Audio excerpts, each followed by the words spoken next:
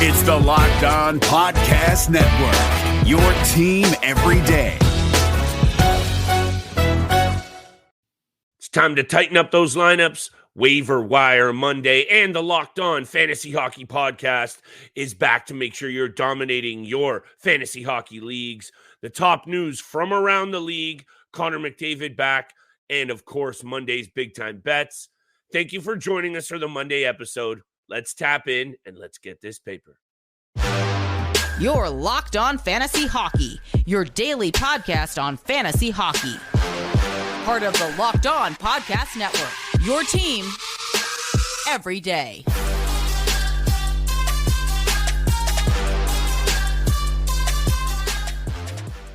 We're in full gear for the fantasy hockey season, and that's why you're tuned in, tapped into your source for fantasy hockey news and daily degenerate gambling breakdowns, the Locked On Fantasy Hockey Podcast. And I am joined, as always, by my distinguished co-host, Mr. Steele Roden.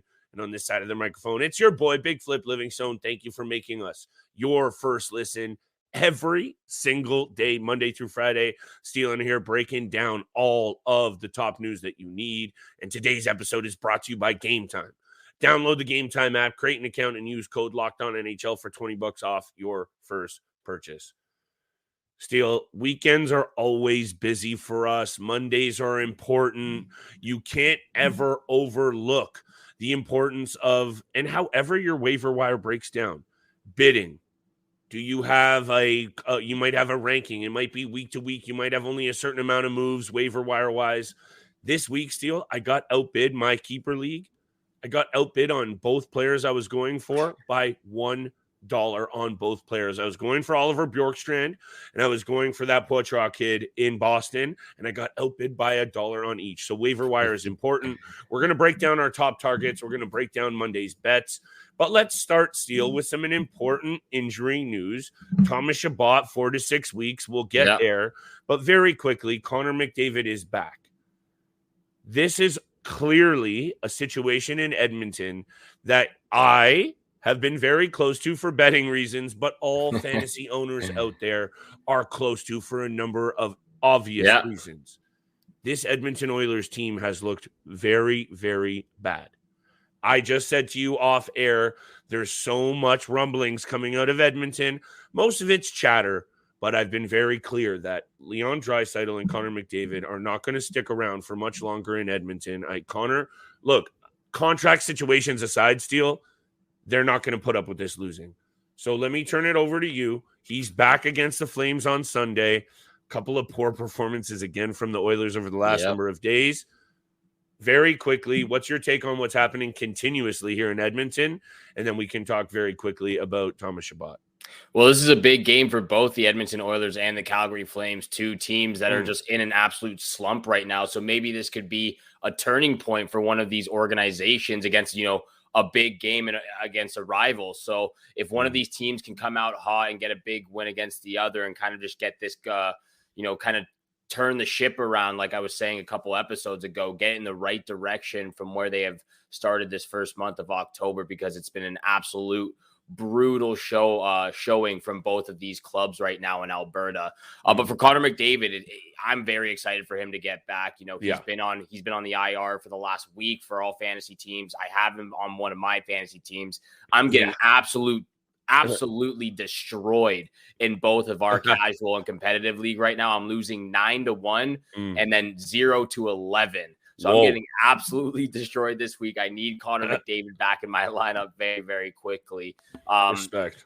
But yeah, this is like you said, these are some of the best players, if not the best two players in the league right now. And if Edmonton can't correct this properly and kind of get them in a comfortable position moving forward, McDavid and Draisaitl aren't going to stay here for their entire career. Edmonton loses 7-4 to Edmonton and then get blanked 3-0 by the Rangers in the follow-up game, 1-5-1 to start the season. And we can't stress enough on this show, Steele. You and I have to give takes on every single team and every single situation.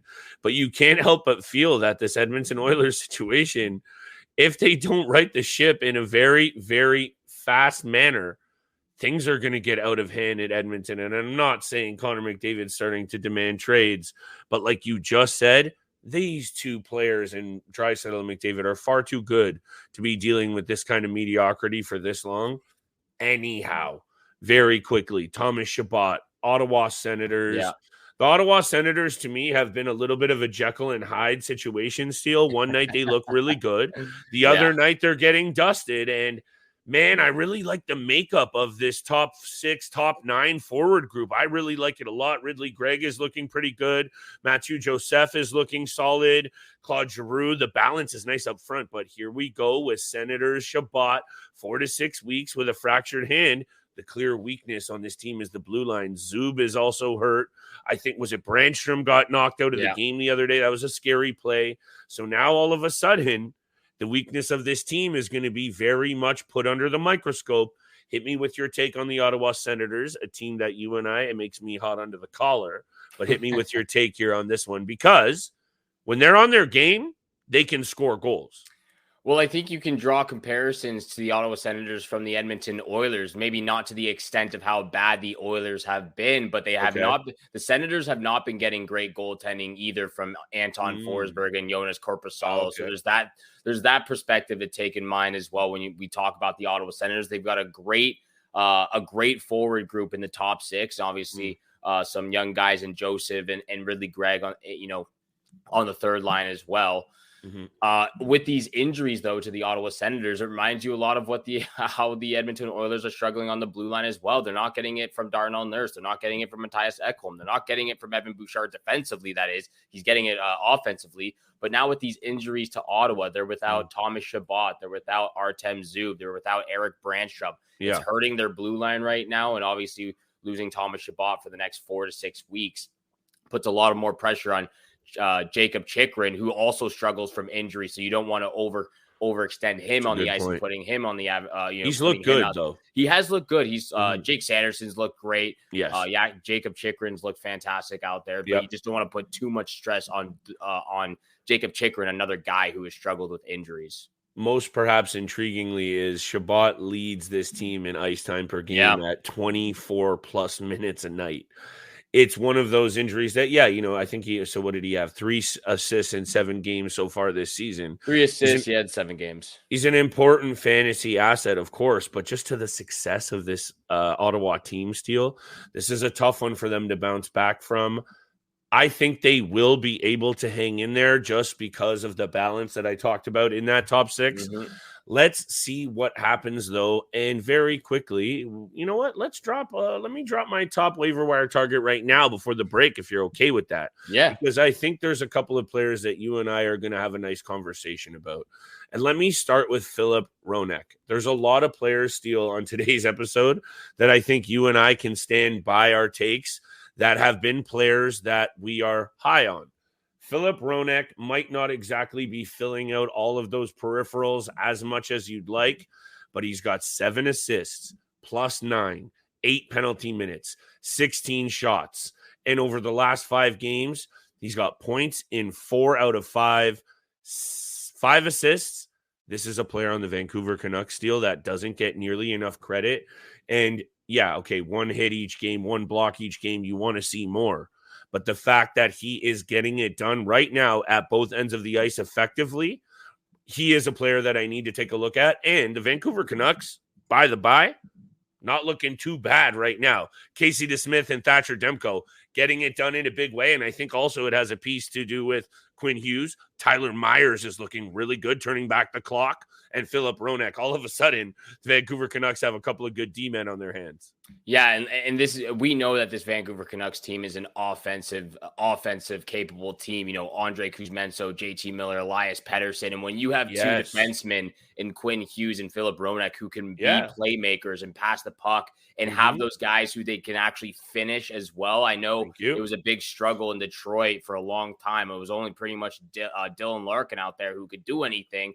And that kind of what hindered maybe Filip Hronek's career. But now that he's in Vancouver and you've got these other weapons that he can use, pass the puck up to, and even get secondary assists, it's been great so far for Filip Hronek. 48% owned on Yahoo Steele. I just wanted to mention 54 on ESPN. The Canucks play 3 times this week: Preds, Sharks, and Stars. And yeah, the Stars are stingy, but the Preds and Sharks allowing a lot of goals. So I like this week for Filip Hronek, coming off a very good weekend as well. We're coming off a very good week, and you can continue to check us out Monday through Friday. Make sure you tap into the pod. Today's episode is brought to you by Game Time. If you've ever had a frustrating ticket buying experience, you never need to do that again. You need to be getting the Game Time app. Anytime you need a ticket to your favorite event, concerts, shows, stand-up comedy, sporting events, it has you covered on the Game Time app. Last-minute tickets, flash deals, zone deals, easy to find and buy tickets for every kind of an event near you, and views from your seat from the venue. Game Time is the app that Steele and I love using. I just bought some tickets for my friend out west, going to see the Flames and Canucks. Steele, that's one of those games that you probably would have been at if you were still out west, but you need to be checking out the Game Time app. Take the guesswork out of buying tickets with Game Time. Download the app, create an account, and use code LOCKEDONNHL for $20 off your first purchase. Terms apply. Again, create an account. Redeem code LOCKEDONNHL for $20 off. Download Game Time today. Last minute tickets, lowest price guaranteed. Hey everyone, Chris from Locked On Avalanche here. If you like using debit over credit, I just learned about something that's definitely a game changer. Discover Cashback Debit. It's a checking account that rewards everyone with cash back on everyday purchases, which means you can get cash back on NHL tickets or head-to-toe hockey gear to make this season a total win. Check out eligibility and terms at discover.com/cashbackdebit. Discover Bank, member FDIC. And thank you so much for making the Locked On Fantasy Hockey Podcast your first listen every single day. We are a part of the Locked On Podcast Network, where you can find your favorite team from all 4 major sports leagues, including the NCAA, your team every single day. And Flip, Waiver-Wire targets, one of the best episodes that we can provide every single week on Monday, just helping everybody out there. Again, the Waiver-Wire is your friend.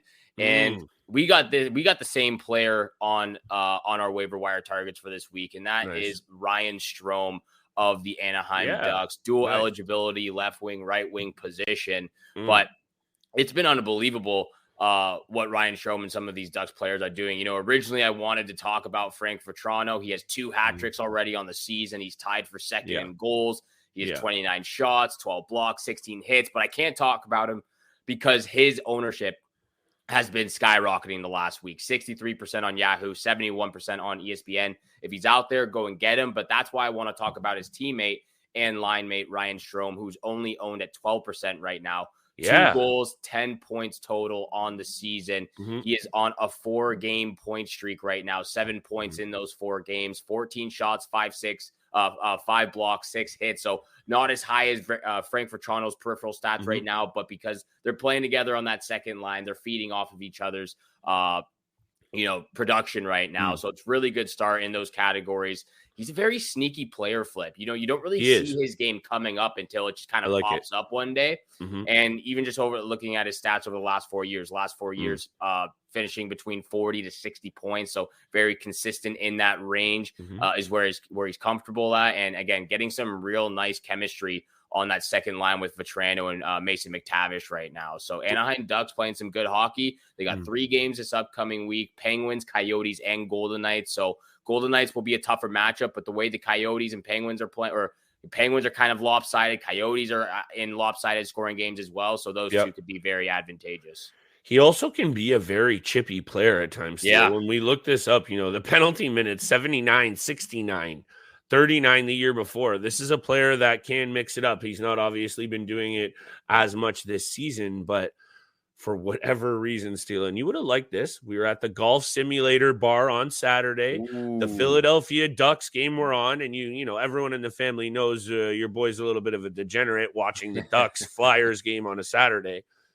But this Ducks team has it going on right now. Yeah. And I'm not going to go down and pat my back again on Lucas Dostal. He's looking real good. My boy, Lucas Dostal, is going to be the number 1 very soon in Anaheim, and I'm going to profit from that one nicely. Ryan Strome and that top six is forming some nice chemistry. There's some nice balance. Mason McTavish was a 3rd overall pick. Let's not forget Ryan Strome, as much as he is a 30-year-old, good shout out to a good Mississauga boy and a Niagara Ice Dog product. You know, I love me some Niagara products, Steele. Ryan Strome is getting it done at the age of 30 years old, and 2 goals and 8 assists. And what's going on in the top 6 in Anaheim? It's one of those situations that right now, week to week, Steele, you and I both had our eye on this player, and it's the kind of thing that you want to ride that energy. And clearly the Ducks have it. 3 games this week: Penguins, Yotes, and the Golden Knights. Of course, the Penguins are starting to look a little bit better. The Coyotes, whoa, your boy early, Steele, come on. The Coyotes are looking good, and then Vegas to close out the week. So it's not exactly the easiest of matchups for this Ducks team, but I got to be taking a look at Ryan Strome definitely on this week to week while the Ducks are feeling it. Yeah, absolutely. Again, very advantageous first 2 games besides finishing off the week for the Vegas Golden Knights. I got 2 players actually from this one team. I want to start off with Justin Barron, though. Hold on. Can I just interrupt? That hoodie you're wearing is straight fire. Is that a Space Jam hoodie? It is a Space Jam hoodie. My man, I might need to get that in the 3XLT for the big boy. I just needed to show you that love. Walking down the street, saw it on the window, and I was like, had to have it. Absolutely, that's fire. Vintage style right Okay, there. I just felt like you needed that little bit of love for that shirt. Thanks, and by man, the way, people, if you're not seeing Steele in full HD, make sure you head over to YouTube and smash that subscribe button. We're here Monday through Friday. There's a quick plug. My bad, Steele. Turn it over for you. I just thought you needed your flowers on this fit. Nah, man, I appreciate that. I'll accept the compliments whenever they're thrown my way. But let's get back to the waiver wire targets. I got 2 players from this one team. I had to do a double take on the NHL standings this morning. Montreal Canadiens in 3rd in the Atlantic, 5-2-1. I want to start off with Justin Barron now. He's been absolutely great the last 5 games since he's gotten cracked into the lineup. He's only played 51 games in the NHL so far throughout his career. Was a 1st-round draft pick back in 2020. Again, didn't get into the lineup until game 4 this season, but so far through 5 games, he has 3 goals, 6 shots, 10 blocks, 7 hits, 8 penalty minutes, and a +3. So right now he's getting it done. Steele. He's a very smart hockey player. Jumps into the rush quickly, gets into an open area. He's looked great. He's looked great right now. Still very young. He's turning 22 in in a week and a half, November 15th, or I guess 2 weeks, turning 22 on November 15th. But I love what he's learning right now with these other guys on the Montreal blue line and playing a lot, with another big surprise in Mike Matheson. He's partnered on the top D pairing with Mike Matheson, and Matheson's looked really good. Justin Barron looks good. And Montreal's defensive group isn't looking too shabby either. So I like what I've seen from Justin Barron. If you don't mind, I just want to mention this player as well. If you have the same guy from Montreal again, it's Jake Allen. Okay. Jake Allen. I have another Canadian as well. I got to talk about Jake Allen, 20% roster right now on Yahoo. He has yet to lose a game. Again, short sample size so far, but yet to lose a game. He's 3-0-1. And these are his games right now: 37 saves, 31 saves, 36 saves, 42 saves in those 4 games. Montreal gives up the 2nd most shots per game right now, 36.5 shots per game. And I know you and I have spoken about Sam Montembeault, ready to take that next step for the Montreal Canadiens. I still believe that to be true, but man, did Jake Allen press pause on that conversation real quick to this hot start to the season. He's not ready to give up the crease. 2.63 goals against average, a .930 save percentage. And again, Montreal Canadiens also have 3 games this upcoming week: Golden Knights, Coyotes, and Blues. So, hey, man, you got to ride with the hot hand right now, and Jake Allen, who's getting it done right now in Montreal. Caden Primo also getting some looks there. So I am also having a look. It's honestly, Steele, I love when you and I are serendipitous like this, because right here at 1% on ESPN and 1% on Yahoo, as a young defenseman who is clearly comfortable putting up offensive numbers. Yeah. And again, like you pointed out, 51 games in the NHL, 5 this season, 51 games in the NHL, 20 points by a young blue liner. Maybe we should be paying more attention, because he's actually proven that he can provide. And now all of a sudden, Steele, this Montreal team, Mike Matheson, offensively, is looking like a wizard. Sometimes on the back end, defensively, he looks like he maybe need to take a few more laps around the ice at practice. But offensively, he's looking like a wizard. Yeah. And this is what happens, though, when your team plays with confidence. Cole Caulfield is getting it done. Nick Suzuki breaks the monkey off of his back and is starting to score a little bit here.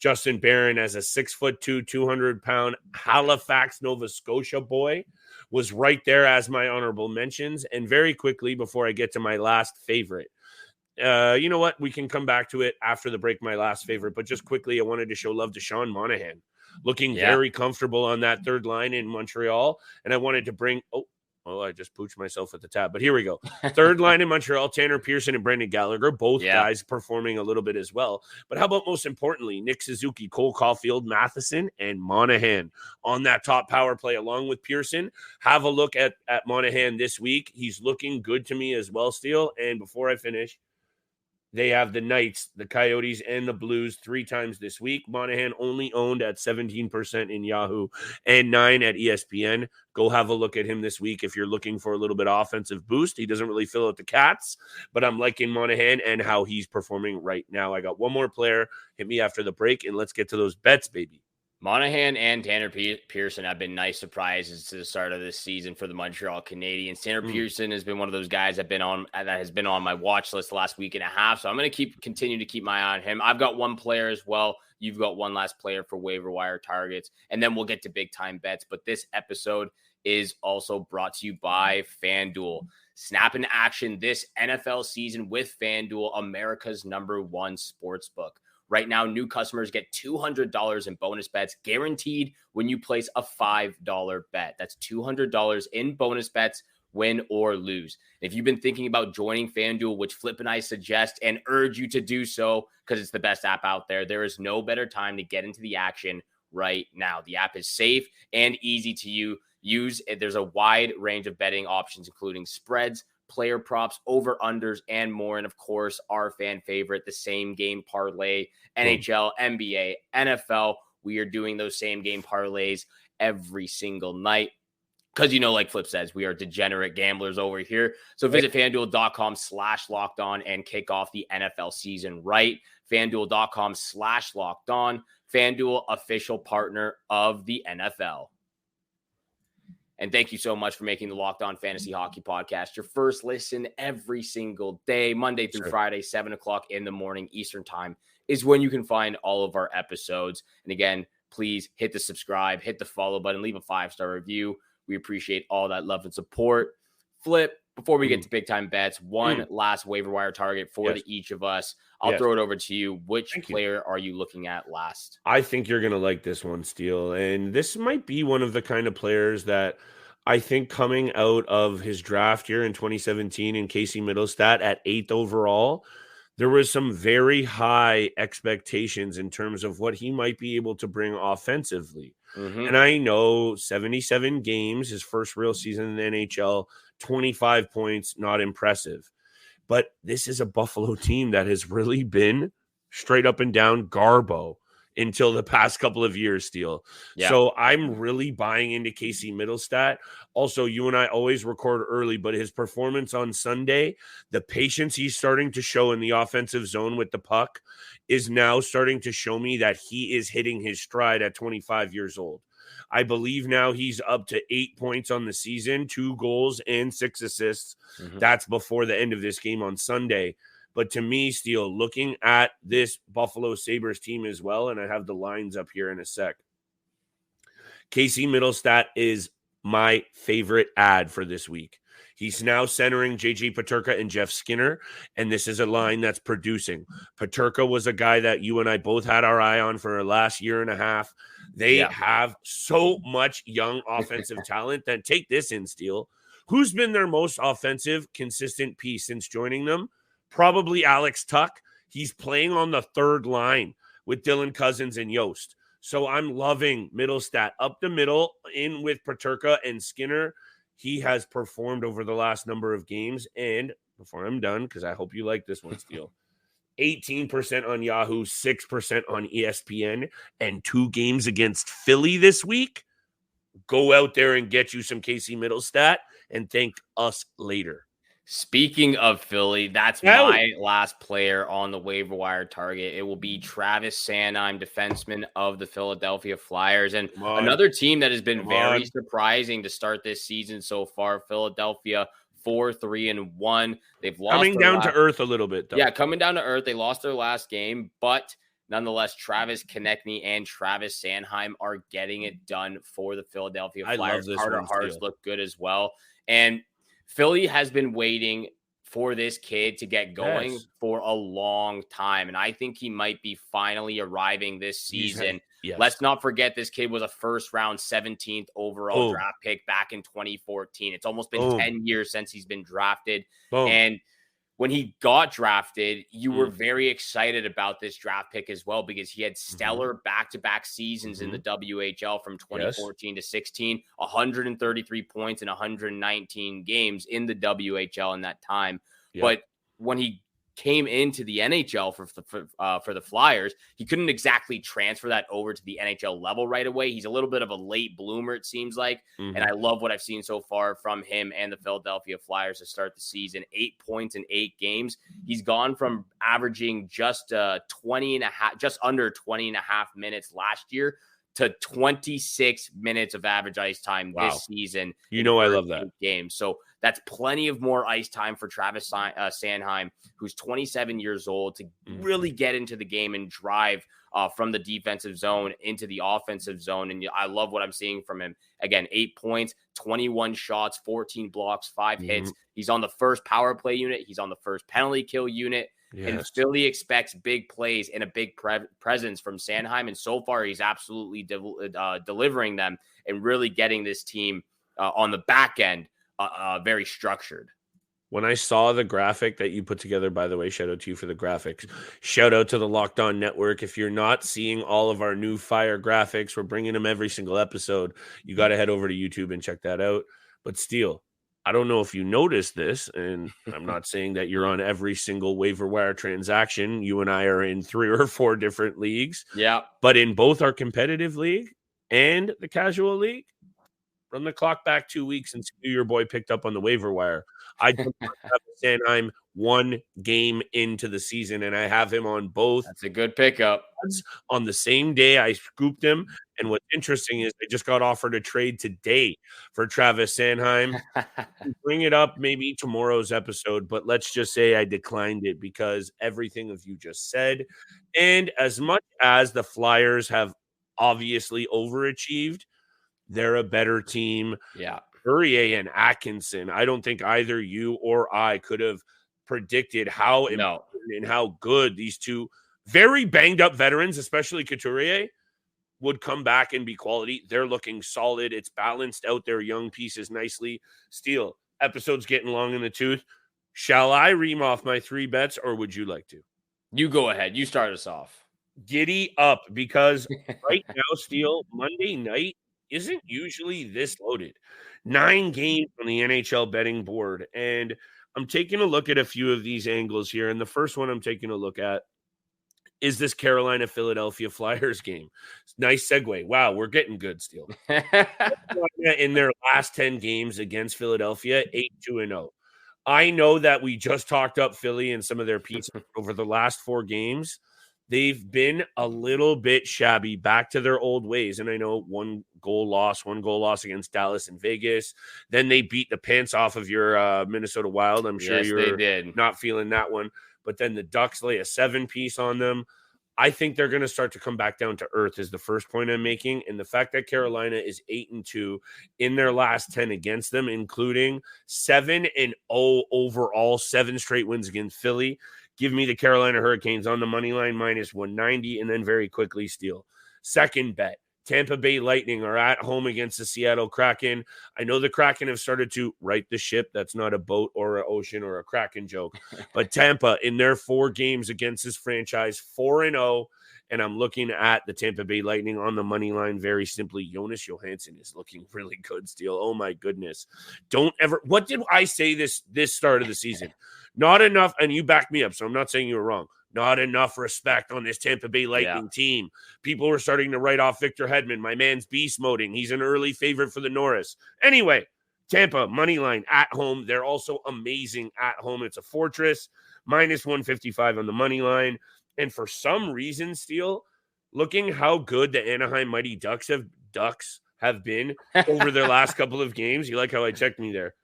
The puck line right now is playing minus 125 for the Ducks on the puck line, plus 1.5. The Pittsburgh Penguins haven't been dusting aside many teams. 4-5-1, the Anaheim Ducks against the Pittsburgh Penguins over the last 10. Loving this one as my lock of the night. Anaheim rolling right now. Goaltenders feeling it. Vetrano feeling it. Give me the Ducks on the puck line, minus 125 as my lock of the night against the Pens. I absolutely love when we have all three of our picks different. No. It's a different. I love when we have different picks, all three of them, because this gives me a good variety of what we're looking at. For side bets? No side bets. Bets. I'm just excited that we have all three different picks here because I like all three of yours. So I'm definitely going to be putting them into a parlay or a single bet just itself. But I like these three picks as well. I'm going to start off with the Rangers-Jets game under 5.5 at plus 100. I might even bump it up to under 6.5, but the last 5 games have gone under the number at 5.5. So Rangers at Jets are getting great odds right there. You've got two of the best goaltenders in Igor Shesterkin and Connor Hellebuyck. And again, sometimes these offensive groups kind of go streaky and you don't know what you're going to get out of them. So bet on the defensive side of things. Rangers Jets under 5.5 plus 100. I'm also going to go to that Golden Knights Canadiens game. Take the over 6.5. If they're giving me plus 100 at over 6.5, I'm taking it every single time. The last 9 games have gone over the number between these two clubs. So Golden Knights Canadiens, that's the second pick of the night. And Flip, I don't know about you, but I've been very underwhelmed with Connor Bedard's presence right now for the Chicago Blackhawks. I thought he would come in. I thought he would absolutely, maybe not absolutely dominate, but at least put on a couple of good shows out there. I know there's been some frustrations offensively, not getting the puck in the back of the net as much as he would like, but that's where I'm going to with my lock of the night. Lock of the night, Connor Bedard over 1.5 points in this matchup against the Arizona Coyotes. He hasn't had a multi-point game yet in the NHL. We're already 9 games in for the Blackhawks, or 8 games in for the Blackhawks. And I just want to see Connor Bedard go out there and fire the puck. And he's either going to be burying a couple of goals or he's going to be assisting his teammates out there against the Coyotes. So Rangers, Jets under 5.5 plus 100 is my first pick. Golden Knights Canadiens over 6.5 plus 100 is my second pick. And the odds aren't out right now, but the lock of the night is Bedard over 1.5 points. It's interesting that he goes 4 shots on net against the Leafs, no shots on net against the Avs, 2 shots on net against the Knights, no shots on net against the Bruins.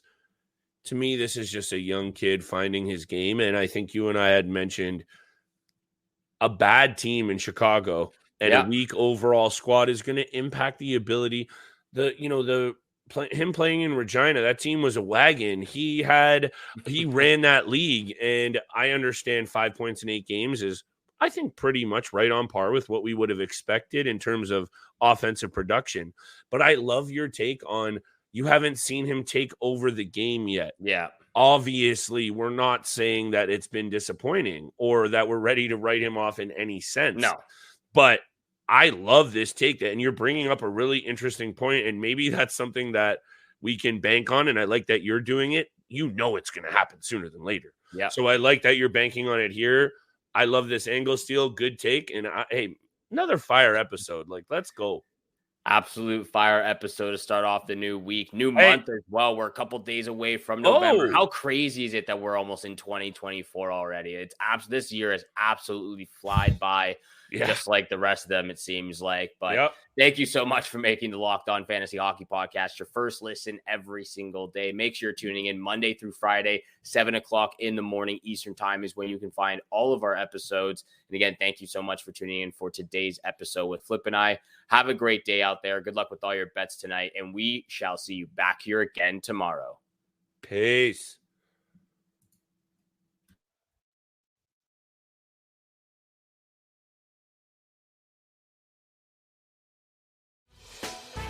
Hey, Prime members, you can listen to this Locked On podcast ad-free free on Amazon Music.